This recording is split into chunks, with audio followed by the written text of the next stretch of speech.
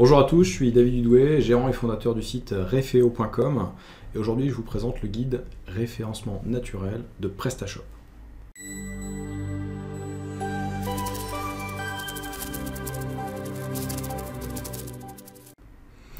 Alors pour ce guide, j'ai voulu faire quelque chose de très complet. Alors j'y ai passé beaucoup de temps, je crois que j'ai dû passer une petite centaine d'heures. Le guide doit faire 15 000 mots, 75 pages, enfin, il y a vraiment beaucoup de choses. L'idée c'est de regarder dans le détail, point par point, la page d'accueil, la page catégorie, etc. On verra un petit peu le menu tout à l'heure. De chaque endroit qu'on peut optimiser ou non, qu'est-ce qu'on peut faire avec le back-office, qu'est-ce qui exige un add-on ou qu'est-ce qui exige un développement sur mesure, est-ce que ça vaut le coup de le faire?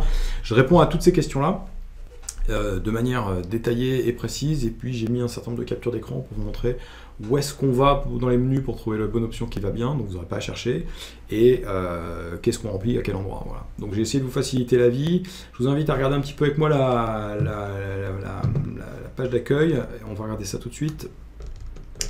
Donc ici je me présente, voilà. Donc la table des matières, on va bosser côté expression clé, comment on les trouve, etc. Donc, ça c'est vrai pour tous les sites, pas forcément que PrestaShop.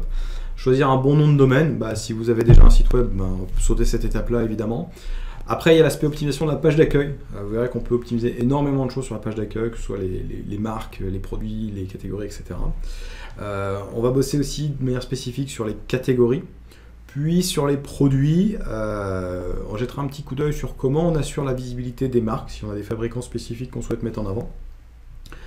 On va optimiser le logo, ça paraît pas grand chose, mais le logo, il y a des petites astuces à montrer et qui sont assez sympas. Et puis on va avancer côté menu, donc sur l'infrastructure de l'architecture du menu, son contenu, sa façon d'être présenté, etc. Le pied de page, qu'est-ce qu'on met dans le pied de page pour que ce soit bien perçu par les moteurs de recherche. Et on va acheter un coup d'œil du côté de la navigation par facette. Vous savez, quand on filtre par taille, par couleur, par fabricant, par stock, etc.